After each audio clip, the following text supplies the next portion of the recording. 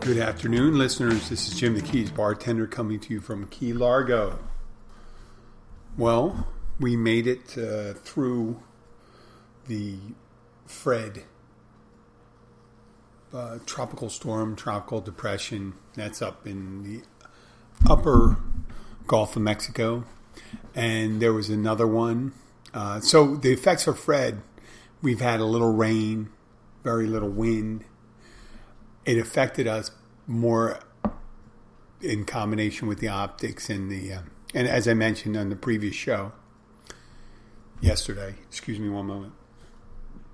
The next one, Grace, seems to be heading south. I put a picture on for the cover of this episode of the potential path of Grace, and you can see it moves significantly south and west of Florida. Straight shot across the Gulf of Mexico to Mexico. So, and it's affecting, it's horrible. Haiti just had a earthquake, 7.2 on a Richter scale, counting, 1,300, maybe 1,500 people dead and counting, and they're being soaked by Grace right now. And I'm sorry to make light of it, but it will affect us, even though it may not touch us physically. We may get a little precipitation from it, depending on what happens. Maybe not. Probably won't get any wind unless it takes a dramatic turn. But what happens, if you see the optics of it, you see that first Fred and then Grace, and there's a little development further north off the coast of South Carolina, a couple hundred miles that could hit Bermuda.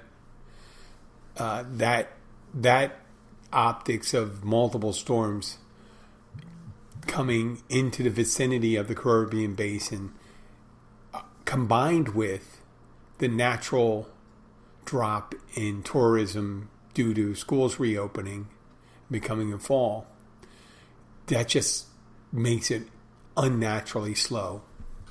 Last night, we've had just, we've had just a couple people come in late. The locals, this is just the way it is. People, they're not hunkering down because of the storm. It's like, it's almost, I don't want to get myself in trouble, but having a tropical storm come through may be better for business, because when it's not coming down, first of all, you have people that pull their boats out from the last storm, and they're not going to come down. The people in the South Florida, people that are close enough to be able to tow their boats down here. There's campers that need to tow their boats all the way down from wherever they're coming from, but most people that bring boats down here are coming from South Florida. And once they pull it out of the water, it's no small feat doing that, pulling them out, bring them up, and not putting them back in. No one wants to put them back in if there's going to be another one. So they're just waiting to see, even though the storm's probably going to be past us laterally Thursday. But people are just taking a wait-and-see approach. So that's part of the thing. You got the people from South Florida, Miami, Fort Lauderdale. They're not coming down. And if you're on the spur of the moment, or if you had the opportunity to change your plans, or your hotel has cancellation policies and stuff like that, which allow you, people are doing that. So we already weren't getting that many tourists. The optics of the Weather Channel and all that stuff showing up just reduces it that much. And if we had the storm, we might have those people that get excited. I just want to be someplace where, you get to, I wanted to say weirdos, but thrill seekers that want to go through something and go to a hurricane party. Because whenever something is approaching, people say, hey, where's the hurricane party going to be? If you have to ask where the hurricane party is going to be, you're probably not invited to it. That's awfully cruel, isn't it? I'm sorry. So one of the Weather Channel people came in. I don't want to get them in trouble, but they were talking to one of my coworkers. I met him too, but they didn't say this to me. this person said, oh, Florida's going to get hit by something bad. And I said, well, was that now? Or is that a week from now? Or is it, like, if it's more so, how do you know? If it's now, you got more information than I know, but it wasn't. It wasn't now because, obviously Grace wasn't really developing at that time. Now it's not even tracking to us. It's on the other side of Cuba. Oh, it will be on the other side of Cuba. Let's get that straight. So we got that. And we got the beginning of school and everything dropping, right? On top of that, we got the Delta variant of COVID-19 raging through Florida. Raging. Now, if I recall, originally when we did our first shutdown of Overseas Highway, and we were tracking cases, it was under 100. And then we eventually, it was a big deal, we had over 100. Now we have over 500. We're not a big county. And the schools are open, and our governor, who wants to show the rest of the world, I'll show you how not to give a fuck about a deadly disease, because I'm going to make sure that you can't mandate face masks for schools. I don't get that part. Now, here I was a smoker for years, and I taught spin classes with a mask on. There are people, most people, and especially young people, can walk around. If you're able to walk around and you don't have a serious thing, you're not on oxygen or anything like that, you can walk around with a mask on. And it is not 100% foolproof. Someone came and told me masks were completely ineffective. Well, now that's ridiculous there. That's ridiculous just on face value.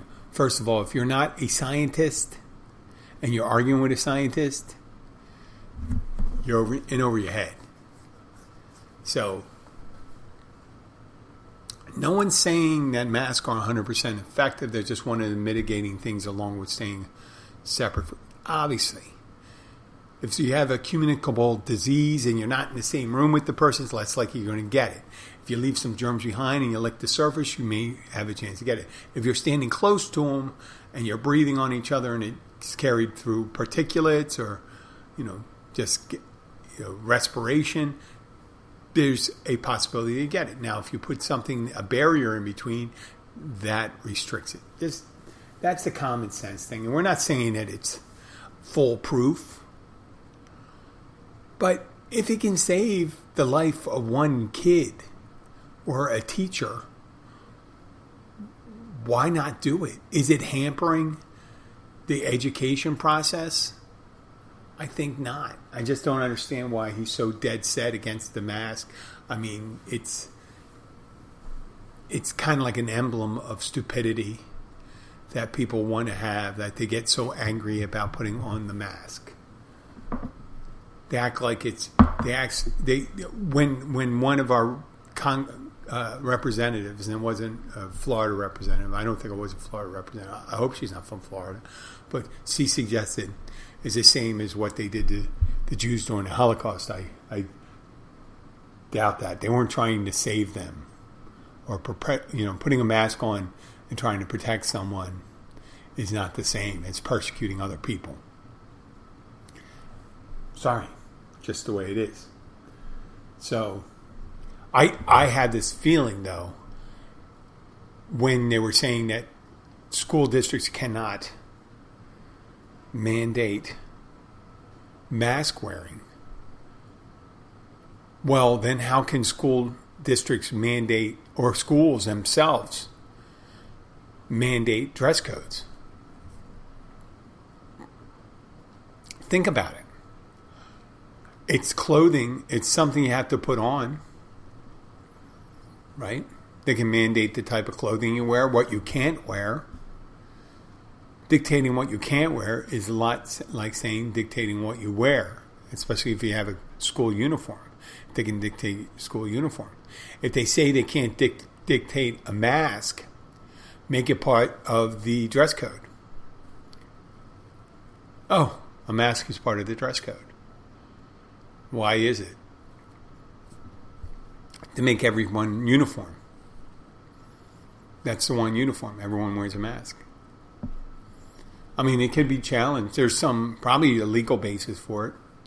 If you're going to do one, do the other. So I leave it for the lawyers out there to discuss.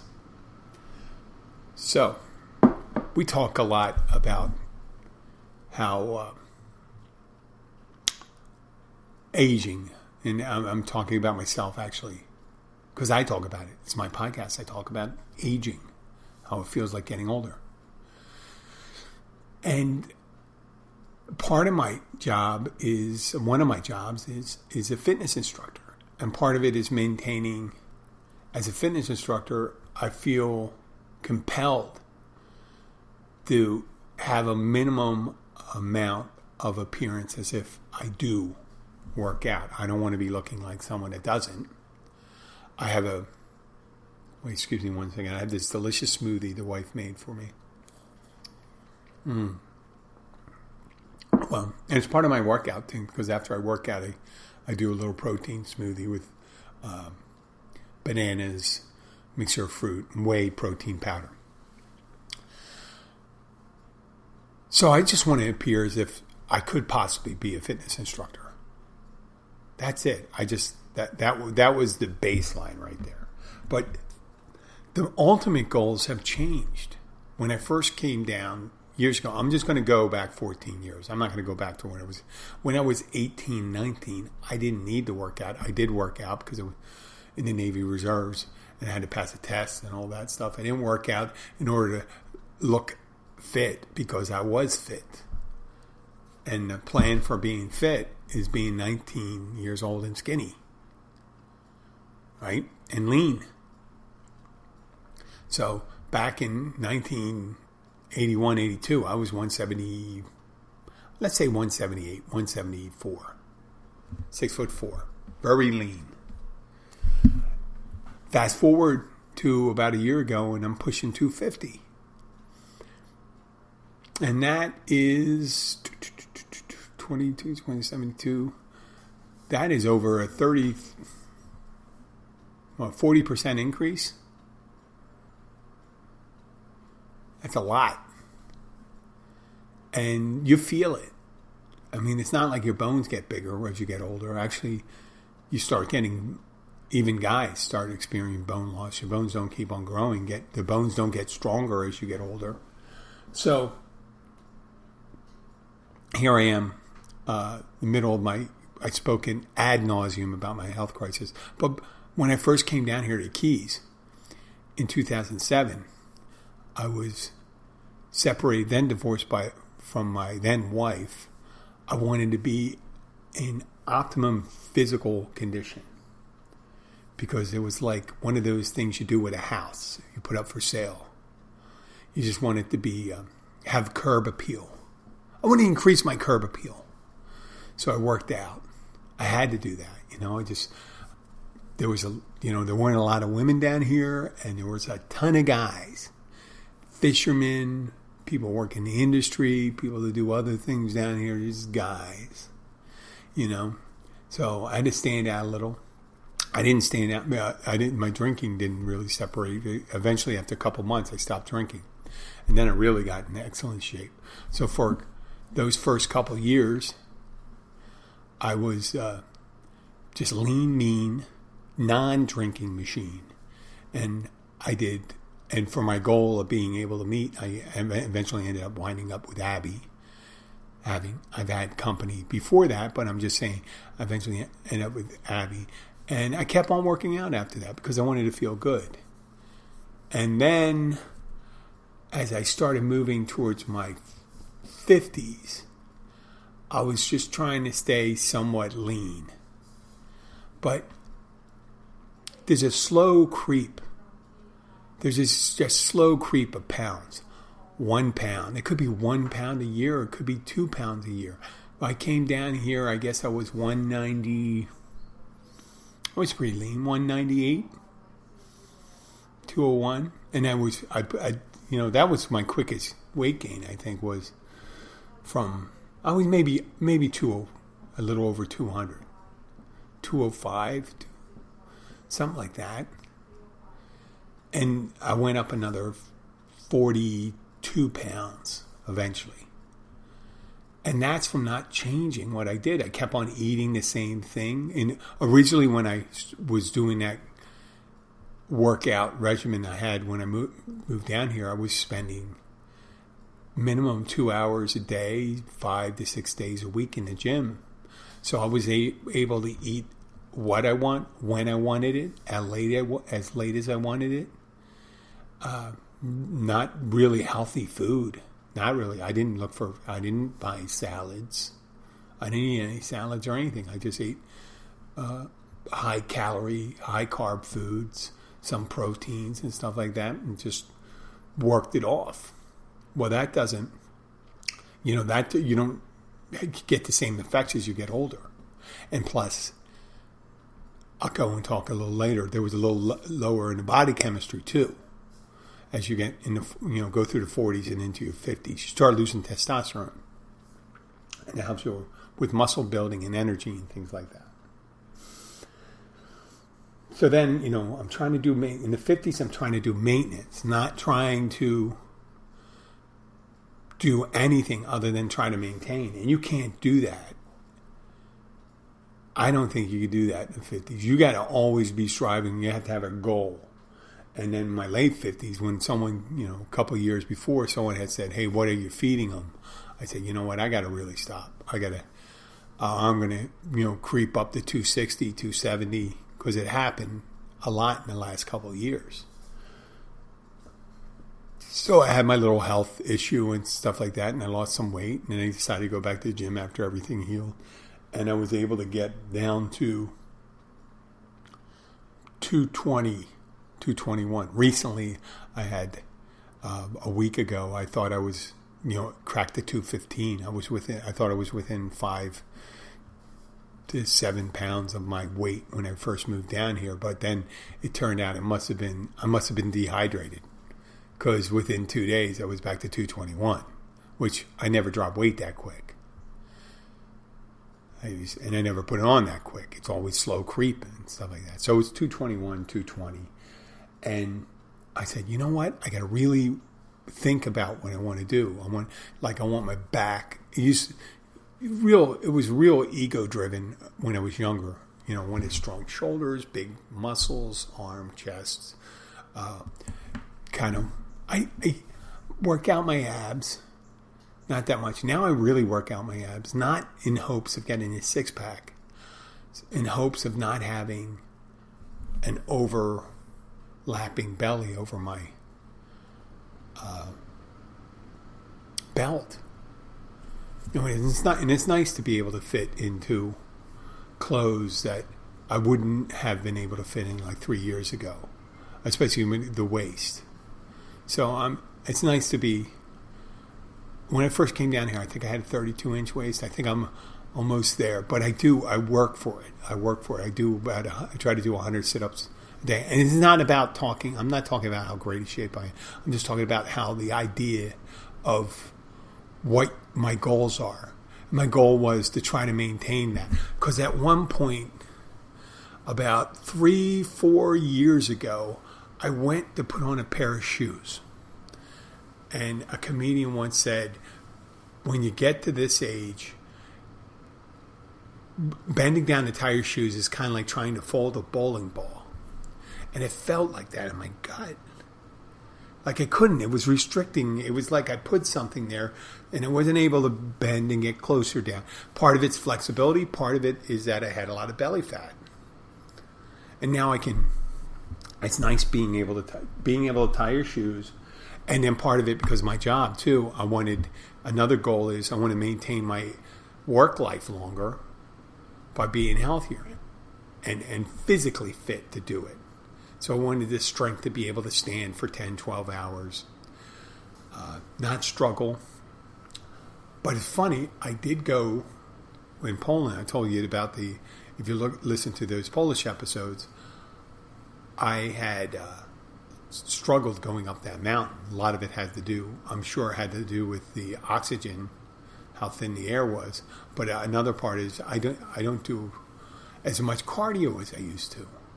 Even though I'm a fitness instructor, I think my body got used to, as a spin instructor, my body got used to doing that. And I don't do the intensity that I need to do. And when I came back, I got kind of acclimated to the air, and I wasn't sucking air as hard, but I just got to really concentrate on that. Move away from the muscle building, go more towards, do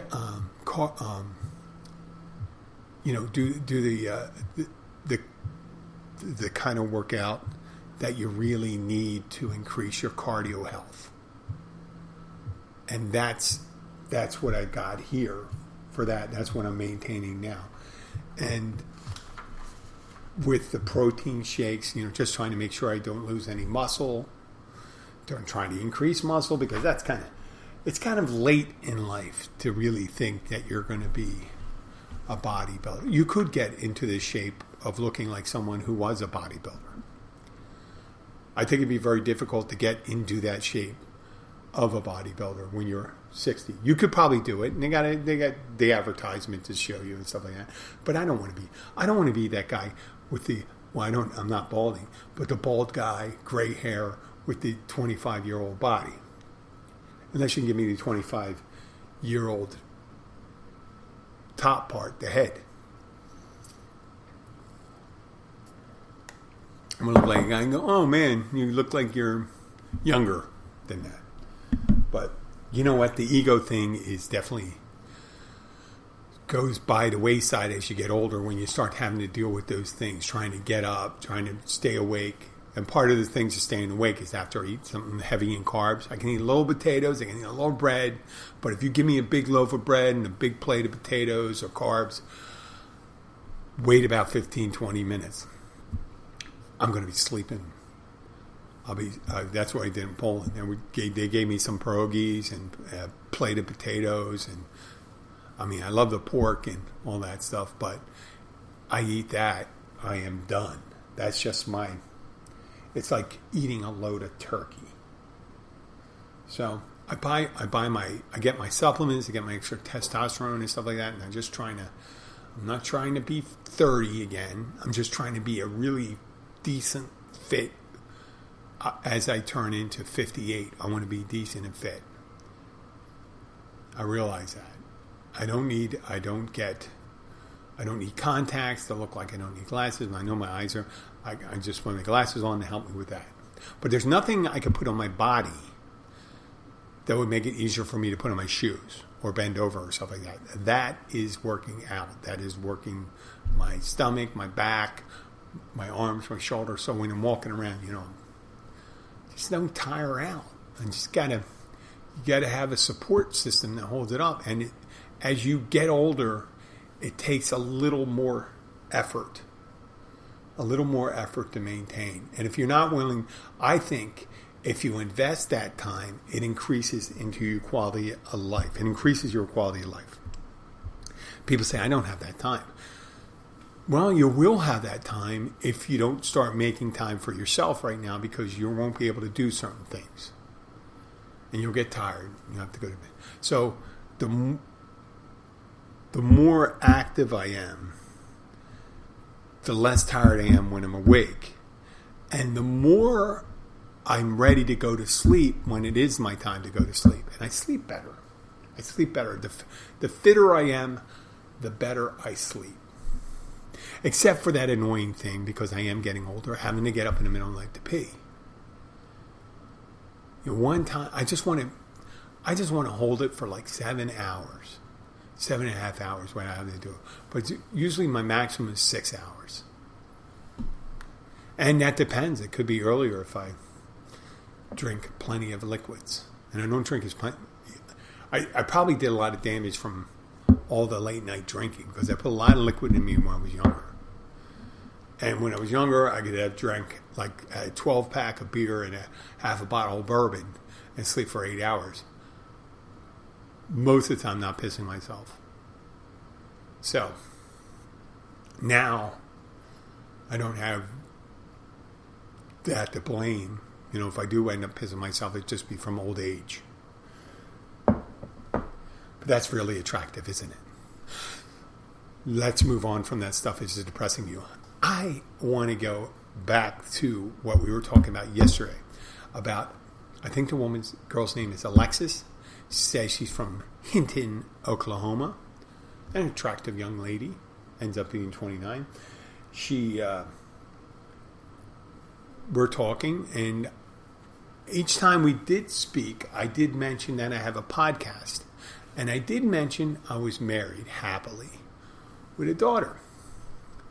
And every time I seem to be talking to her, and I'll get back to what my guesses are on what the setup is for this person, each time I mention pie, they just breeze over it and just ignore it, like they don't even know what it is.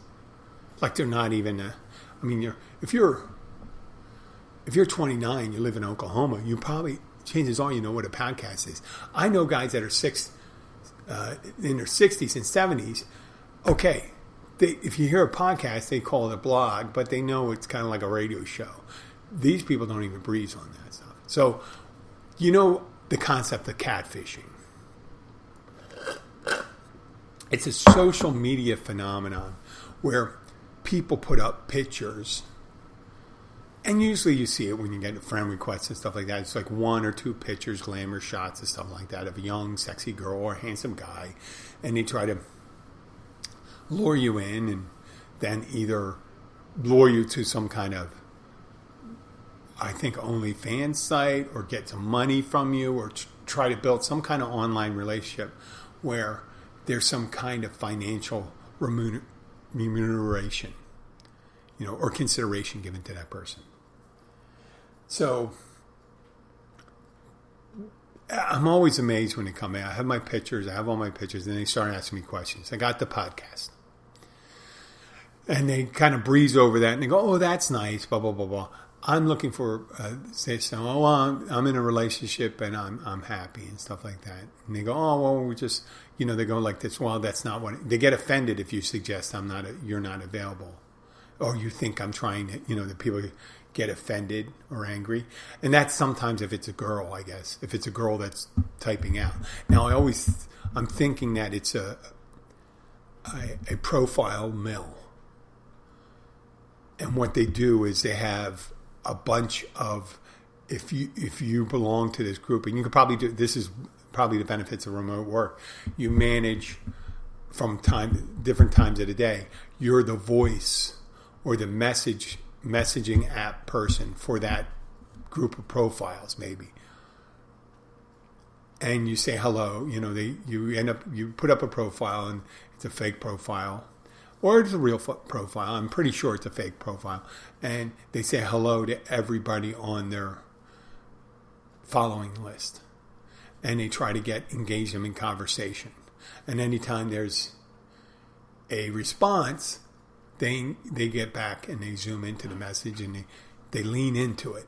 Try to get information. Who you are, what you do, where you live, what's your situation, right? And I'm pretty upfront. I'm like, no, I'm not. But I guess they don't realize because of... You're wondering, why, Jim, why are you talking to these young ladies online then?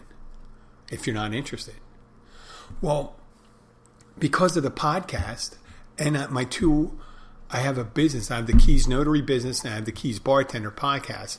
I maintain large followings on my personal social media page, Jim Horan, over 4,700 friends, and like 1,500 and 1,200 for respectively for Keys Bartender and Keys Notary.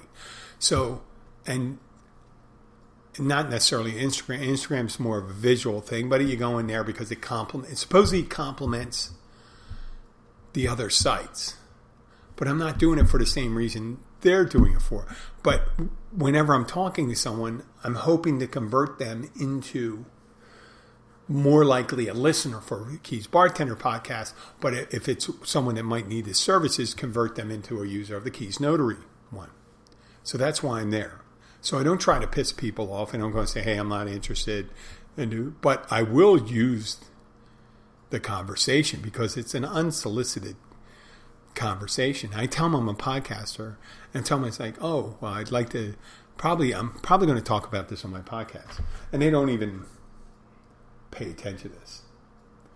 And I always lead off and goes, listen, you're you're an attractive young lady. You should be tons of men available for you. And then she goes, well, they're always trying to play games and do this stuff, and I don't want that. And she didn't quite say it, but it pretty much boils down to I'm attracted to either mature, experienced, or older men, whatever it is. And once again, when they say something like that, and they go,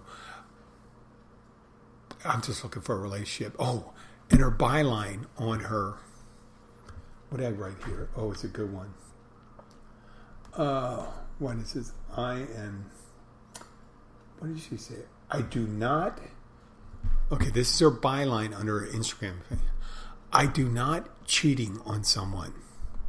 Now, if that does not sound like a translator app gone bad, you see, I don't cheat on my significant other. They probably put in there, or something like that. I'm not a cheater. They could have said I'm not a cheater. They could have said this, but she put in there in quotes, I do not cheating on someone else. It could be cryptic, meaning I'm going to cheat, but I'm not going to cheat on the next person. Oh, I don't know. Maybe not. But neither here nor there. So the other thing is they try to catfish you by pretending to be interested in you. So ask you where you are, what you do. Oh, is that good? I mean, some of them are blatant. Is that good money? And they're trying to see if you're one of those people that want to be showy about, yeah, I make a lot of money. I'm well off, and stuff. In order to show you have to say, well, if you're well off, why don't you send me some money or something like that? I don't know what. But they pretend to feign interest in you. They pretend to feign interest. They feign interest in their subject. They pretend that they're interested. And one of the main things for being interested, why don't you look at the pictures? You just go and do a little research. There's your Instagram page. I may have on the Keys Bartender, I may have 100 photos. I may have 150 podcasts. You can listen to it, and I'm an open book right there. You'd hear this, matter of fact. I go like this. I'm going to talk about this. If you call me up and you don't let it go, I will talk about it. That will become fodder for the show. That's a guarantee. So I don't really want to piss off anybody on purpose. Unless it's a total scam, stuff like that. I don't mind pissing them off. They don't have time to really... People,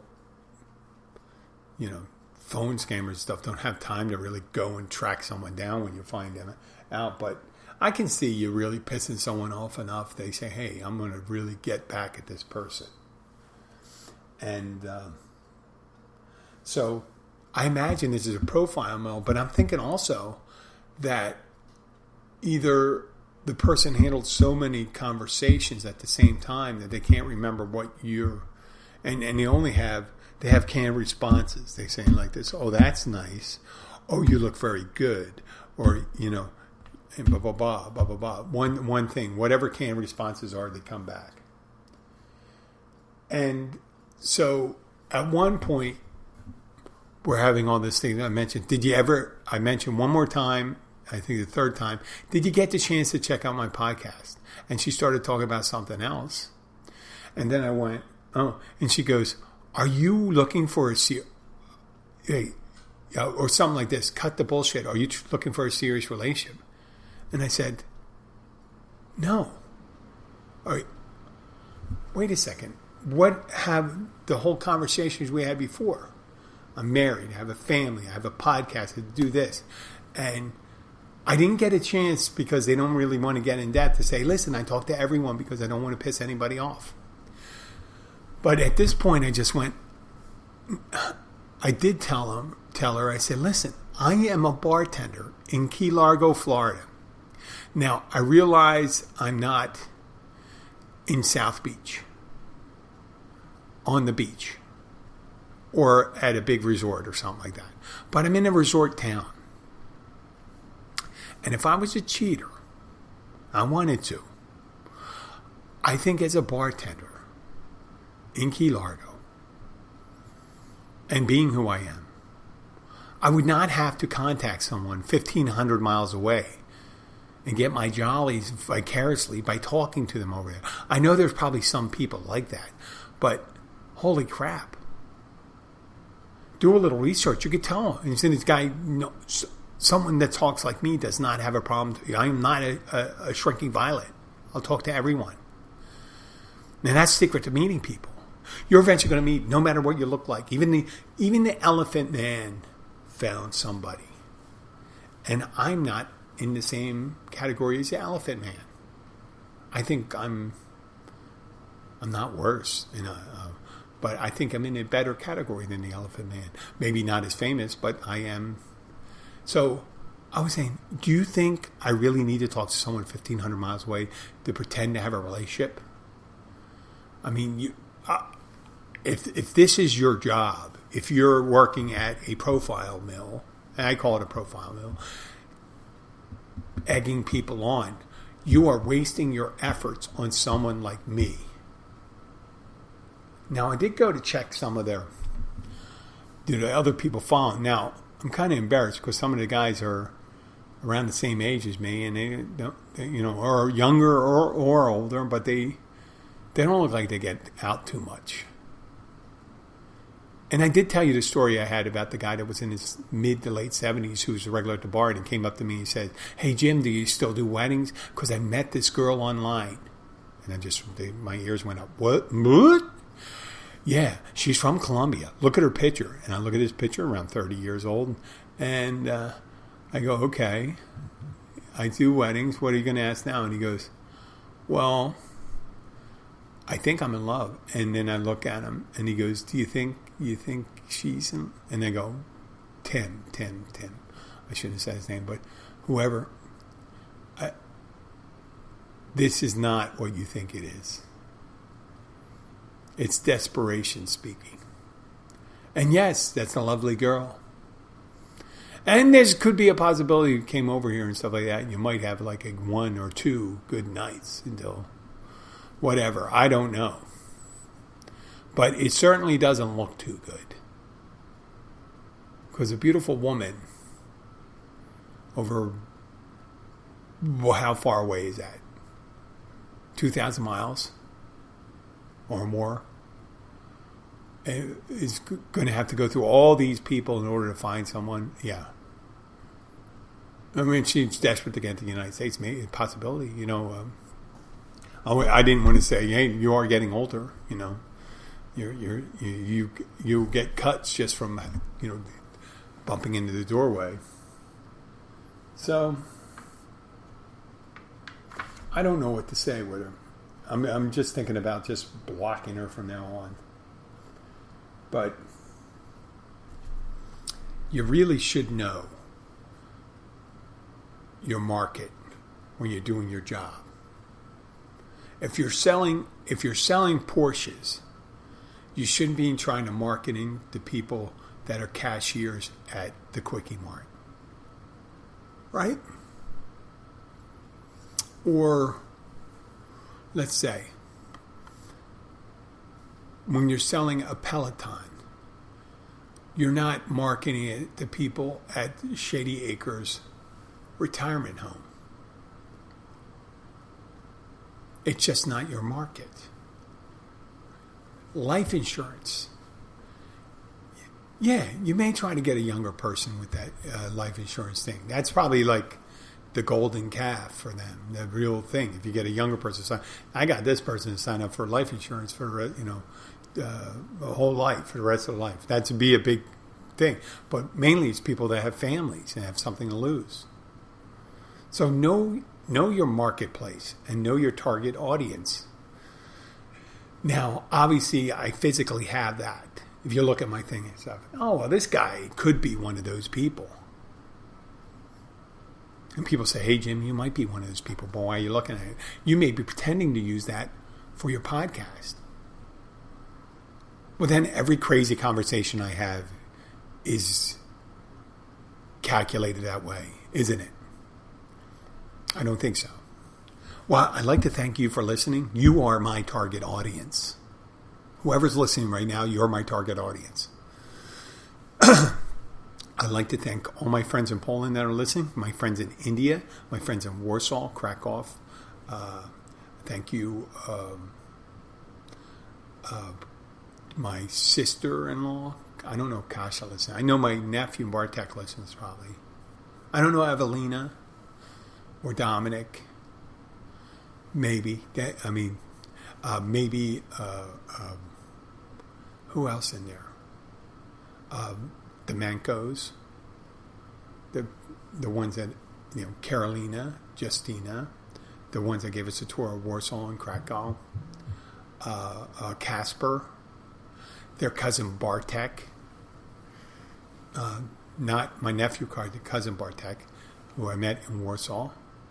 I do appreciate your listening. And if you think this could be a really... Oh, and I just got a nice video from Carolina. It was actually an animation that shows the history of Poland from the beginning of World War II to present, or to post-Soviet influence Poland. And I do appreciate that. And it's people like that, the people in Canada, the people in Saudi Arabia, whoever are listeners. I think probably maybe in a foreign enclave there. I'd like to thank you for listening. Please share this episode with your friends. Like us on Facebook, Twitter, or Instagram. Remember, I get strangers that comment like these people that are catfishing. You're welcome to contact me. I contact you. It'd be nice to contact. Say, hey, I'm a listener. Not like, hey, I think you're attractive. Are you into girls that are 23 years old? No. Well, of course, but I mean, no. It's not there for that. It's there to get my listeners. I want to find out what you want to listen to. So you can contact me on the messaging portions of those apps, Twitter, Instagram, or Facebook. At the Keys Bartender one probably would be a good one to contact me on, or my personal one. But just like us on those things. If you want to leave a review, leave a review. And if you're ever in town, come and see me at the Catch Restaurant in Mile Marker 102. It's open, most of the time it's open 7 days a week. Currently it's now closed on Monday. But they will reopen on Labor Day, I am told. So thank you very much and have a great day. Bye.